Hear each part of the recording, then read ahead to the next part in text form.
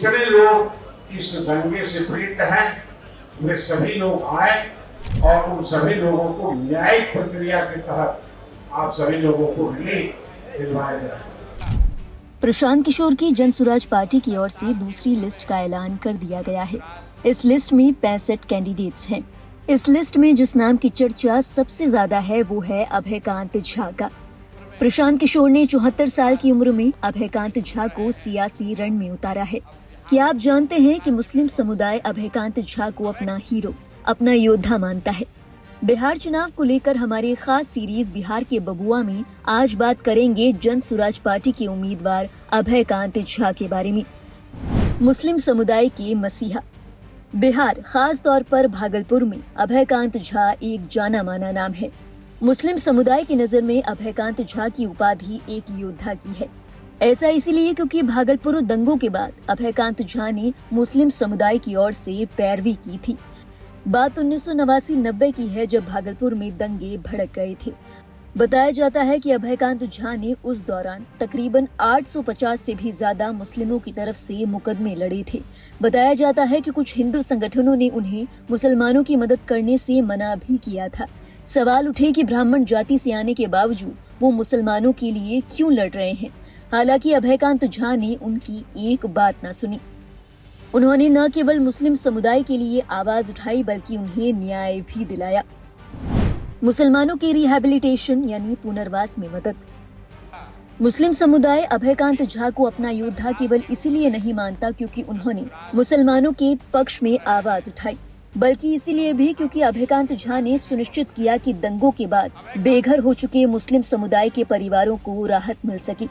बताया जाता है कि इन दंगों के बाद तकरीबन 50,000 से ज्यादा मुसलमान बेघर हो गए थे। उनके पास खाने के लिए ना तो खाना था और ना ही सिर ढकने के लिए छत। भागलपुर दंगों के बाद बेघर हो चुके मुस्लिम समुदाय के लोगों की अभयकांत झा ने पुनर्वास में भी मदद की।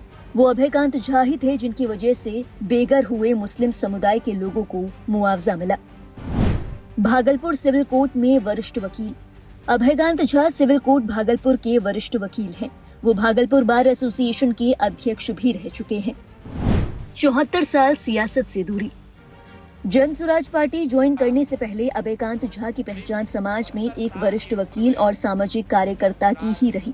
अभयकांत झा जल्द ही 75 के हो जाएंगे, लेकिन इससे पहले उन्होंने कभी भी राजनीति में कदम नहीं रखा।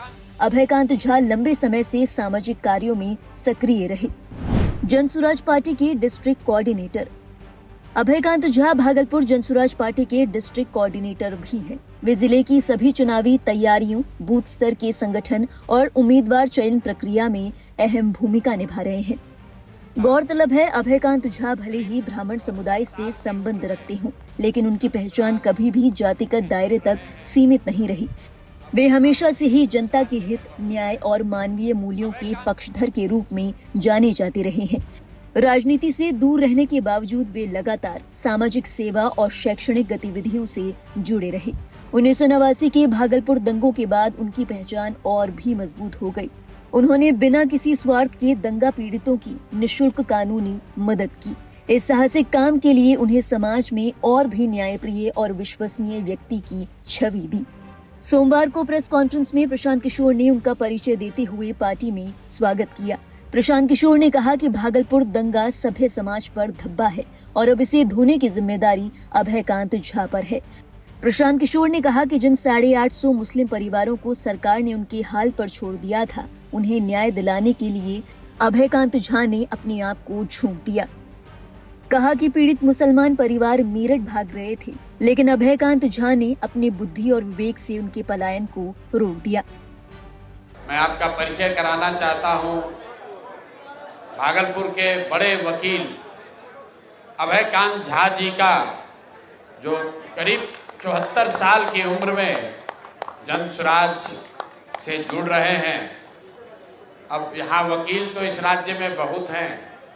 अभयकांत झा जी की पहचान क्या है? अभयकांत झा भागलपुर के सबसे बड़े वकील हैं, ये इनकी पहचान नहीं है।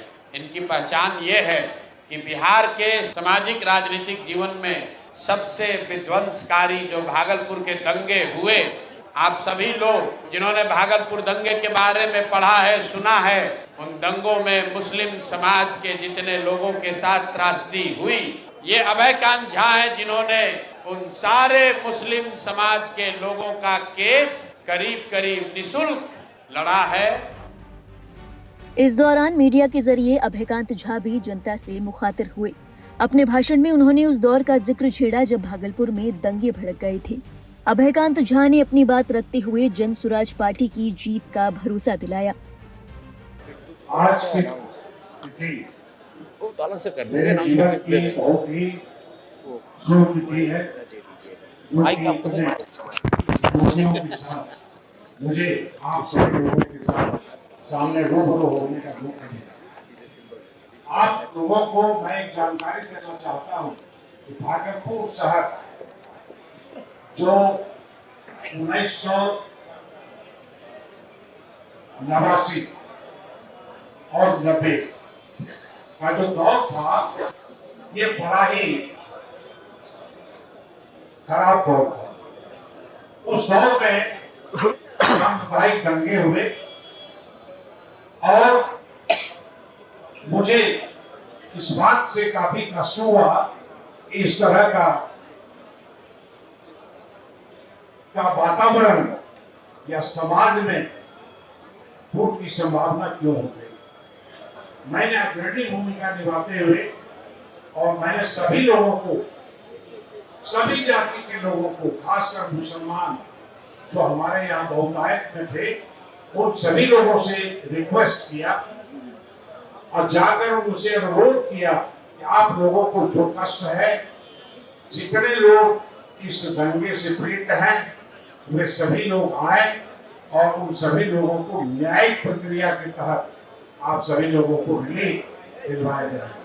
और मैंने उन सभी मुकदमे का निराकरण, समाधान ढूंढा और न्यायिक प्रक्रिया के तहत उन सभी लोगों को रिलीफ दिलवाया।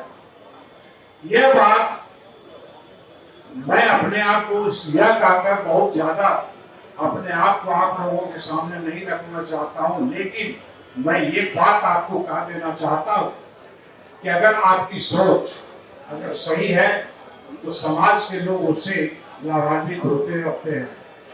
हमने 1989-90 से पूर्व से ही मैं सभी लोगों का इस तरीके से एक लीगल प्रोफेशन में रहते हुए मैंने प्रोफेशन ज्वाइन किया 20/11/1973 और तब से लेकर 1973 से लेकर आज तक 53 वर्षों तक मैंने न्यायिक सेवा अपने प्रोफेशन के माध्यम से लोगों को दी और उसमें मैंने कभी भी किसी भी तरह का कोई कास्ट, क्रीड इसको नहीं देखा।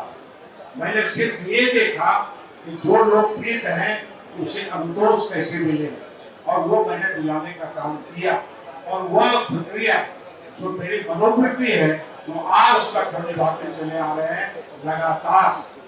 इन्हीं शब्दों के साथ मैं आप सभी लोगों के सामने यह कह देना चाहता हूँ कि आज जन सुराज ने जो एक क्रांति लाई और जन सुराज के माध्यम से इस प्लेटफॉर्म से मैं आप लोगों को या यहाँ बिहार की जनता को कहना चाहता हूँ कि यही एकमात्र अब विकल्प रह गया है, दूसरा कोई विकल्प नहीं है, क्योंकि हम लोगों ने वर्षों से कई दशक बीत गए, बदहाली के शिकार हैं, शिक्षा का स्तर नीचे चला गया और स्वास्थ्य का स्तर, जो स्वास्थ्य का लाभ मिलने वाला था वो भी स्तर खराब हो गया, क्वालिटी ऑफ एजुकेशन खत्म हो गया।